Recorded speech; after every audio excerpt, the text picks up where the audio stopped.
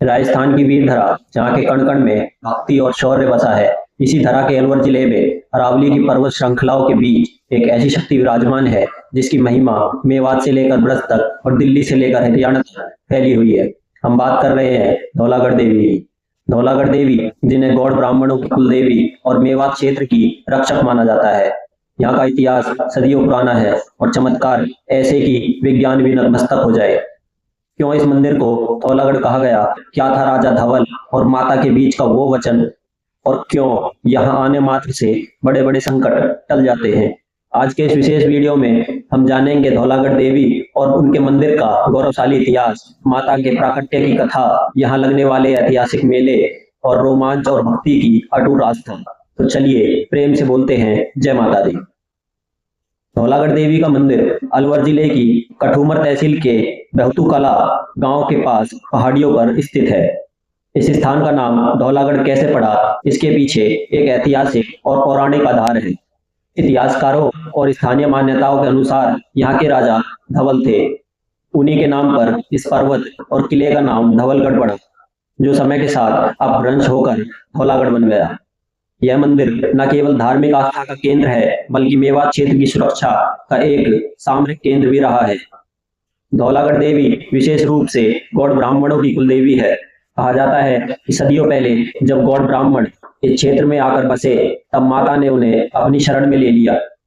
आज देश दुनिया के कोने कोने से गौड़ समाज के लोग अपने बच्चों का मुंडन और विवाह के बाद जात देने यहाँ आते हैं। हर शक्तिपीठ की तरह धौलागढ़ देवी के प्राकट्य की कहानी भी अत्यंत दिव्य है।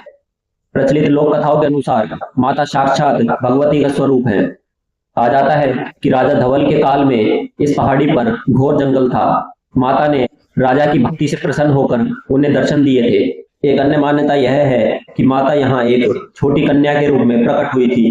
राजा को स्वप्न में आदेश मिला था कि इस दुर्गम पहाड़ी पर उनकी सेवा की जाए। मंदिर में माता की प्रतिमा पत्थर की शिला पर उकेरी हुई नहीं है, बल्कि वह स्वयं भूगर्भ से प्रकट हुई स्वयंभू प्रतिमा मानी जाती है। प्रतिमा की बनावट और मुखमंडल इतना ओजस्वी है कि भक्त घंटों उन्हें निहारते रहते हैं। कहते हैं कि माता के चेहरे के भाव दिन के अलग अलग प्रहरों में बदलते हुए महसूस करते हैं। सुबह में बाल रूप, दोपहर में युवा और शाम को ममतामयी वृद्ध स्वरूप। धौलागढ़ मंदिर की बनावट राजस्थान स्थापत्य कला का सुंदर उदाहरण है।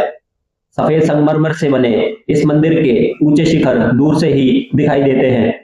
मंदिर तक पहुंचने के लिए भक्तों को पहाड़ी की चढ़ाई करनी पड़ती है, जो अपने आप में एक आध्यात्मिक परीक्षा है। मंदिर परिसर में कदम रखते ही आपको एक अलग ही शांति का अनुभव होगा। यहाँ मुख्य मंदिर के अलावा भगवान शिव, हनुमान जी और अन्य देवी देवताओं के भी सुंदर स्थान है। मंदिर के चारों ओर फैली हरियाली और अरावली की चोटियां इसे एक बेहतरीन पर्यटन स्थल भी बनाती हैं। भक्तों की सुविधा के लिए यहाँ काफी विकास हो चुका है, लेकिन आज भी कई श्रद्धालु अपनी मन्नत पूरी होने पर दंडवत करते हुए पहाड़ी की चढ़ाई करते हैं। यह उनकी अटूट श्रद्धा का प्रमाण है। धौलागढ़ देवी की महिमा का सबसे भव्य स्वरूप देखना हो तो आपको यहाँ के वार्षिक मेले में आना चाहिए। हर साल वैशाख शुक्ल प्रतिपदा के बाद से शुरू होकर करीब 1 महीने तक यहाँ लक्ष्मी मेला भरता है। इसे मेवात का महाकुंभ भी कहा जाए तो गलत नहीं होगा। इस मेले में केवल अलवर ही नहीं, बल्कि भरतपुर, धौलपुर, मथुरा, आगरा, गुड़गांव और दिल्ली तक से लाखों श्रद्धालु पहुंचते हैं। मेले के दौरान पूरा धौलागढ़ पर्वत धौलागढ़ वाली मैया की जय के नारों से गुंजायमान रहता है। यहाँ की रौनक देखते ही बनती है। कहीं लोक कलाकार अपनी कला का प्रदर्शन कर रहे होते हैं, तो कहीं भक्त माता के भजनों पर झूम रहे होते हैं। धौलागढ़ देवी के व्रत और पूजन का विशेष महत्व है। स्थानीय लोग और गौड़ ब्राह्मण समाज के लोग विशेष रूप से माता का व्रत रखते हैं। माना जाता है कि जो भक्त सच्चे मन से अष्टमी या चतुर्दशी का व्रत रखता है, मैया उसके घर के भंडार हमेशा भरे रखती है। मैया को ठंडी पूजा और सात्विक भोग बहुत प्रिय है। यहाँ जात जड़ूला की परंपरा भी बहुत पुरानी है।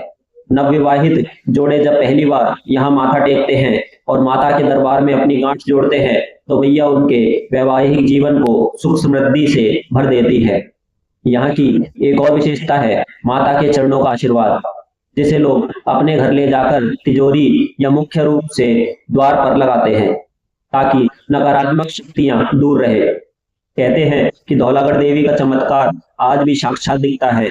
कई भक्त बताते हैं कि गंभीर बीमारियां और कानूनी अड़चनों में जब कहीं रास्ता नहीं मिला तो मैया के दरबार में लगाई गई एक अर्जी ने सब कुछ ठीक कर दिया।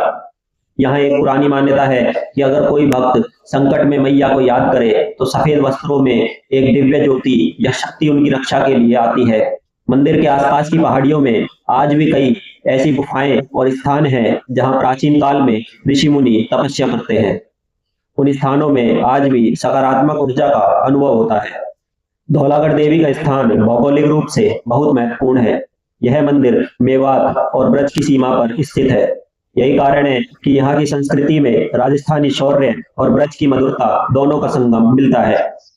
यहाँ आने वाले भक्त केवल राजस्थान से नहीं होते, मेवात के मेव समुदाय से लेकर ब्रज के गुर्जर और अहीर समाज तक सभी माता के प्रति अगाध श्रद्धा रखते हैं। सदियों से यह मंदिर भाईचारे का प्रतीक रहा है। यहाँ के लोक गीतों में माता को मेवात की रक्षक और ब्रज की लाडली कहकर पुकारा जाता है। इन गीतों में यहाँ के राजाओं की वीरता और माता के चमत्कारों का ऐसा वर्णन मिलता है जो आपको इतिहास की गहराइयों में ले जाएगा। धौलागढ़ केवल एक मंदिर नहीं बल्कि एक अभेद्य दुर्ग भी है। राजा धवल का किला रणनीतिक रूप से इतना सुरक्षित था कि दुश्मन का यहाँ पहुंचना नामुमकिन था।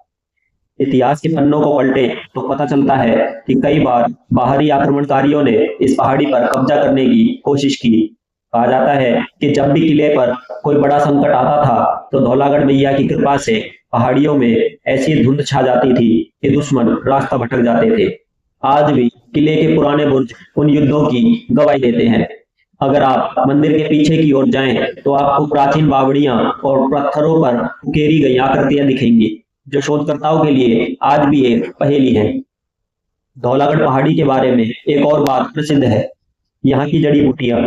स्थानीय वैद्य बताते हैं कि इस पहाड़ पर ऐसी दुर्लभ वनस्पतियां पाई जाती हैं जो केवल अरावली के इसी खास हिस्से में उगती हैं। मंदिर के पास ही एक प्राचीन जल स्रोत है। मान्यता है कि इस जल में स्नान करने से चर्म रोग और मानसिक तनाव दूर होता है। भक्त इस जल को प्रसाद के रूप में अपने घर भी ले जाते हैं। वैज्ञानिकों का मानना है कि पहाड़ की खनिज संपदा के कारण इस जल में विशेष गुण आ जाते हैं, लेकिन भक्तों के लिए यह साक्षात मैया का चरणामृत है। चलिए अब आपको सुनाते हैं एक ऐसी सच्ची कहानी जो यहाँ के रजिस्टर में दर्ज है। साल 1980 के दशक की बात है। एक परिवार अपनी छोटी बच्ची को लेकर यहाँ आया था जो बोल नहीं सकती थी। उन्होंने माता के दरबार में सवामणि का संकल्प लिया और 9 दिनों तक अखंड दीप के सामने प्रार्थना की। कहते हैं कि 10वें दिन जब आरती हो रही थी तो उस बच्ची ने पहली बार माँ शब्द पुकारा। ऐसी हजारों कहानियां धौलागढ़ की हवाओं में तैरती हैं। किसी की खोई हुई दृष्टि वापस आई, किसी का डूबता हुआ व्यापार फिर से खड़ा हो गया। यही वो विश्वास है जो 1100 सीढ़ियों को भी छोटा बना देता है। आज धौलागढ़ धाम एक बड़े तीर्थ के रूप में विकसित हो रहा है। प्रशासन और ट्रस्ट मिलकर यहाँ श्रद्धालुओं के लिए आधुनिक सुविधाएं जुटा रहे हैं, लेकिन इन सभी सुविधाओं के बीच वह प्राचीन शांति और माता का वह साक्षात दिव्य स्वरूप आज भी वैसा ही है जैसा राजा धवल के समय में था। धौलागढ़ देवी केवल एक मंदिर नहीं बल्कि लाखों लोगों की उम्मीद और विश्वास का केंद्र है। अगर आप शांति और अध्यात्म और राजस्थान की गौरवशाली संस्कृति को करीब से महसूस करना चाहते हैं तो अलवर के इस शक्तिपीठ के दर्शन जरूर करें। उम्मीद है धौलागढ़ मैया की यह पावन कथा आपको पसंद आई होगी। कमेंट बॉक्स में जय धौलागढ़ मैया लिखना ना भूलें और अपने परिवार व मित्रों के साथ इस वीडियो को शेयर करें ताकि वे भी मैया की महिमा जान सके। मिलते हैं अगले वीडियो में एक और नए तीर्थ स्थान के साथ। तब तक के लिए जय माता दी।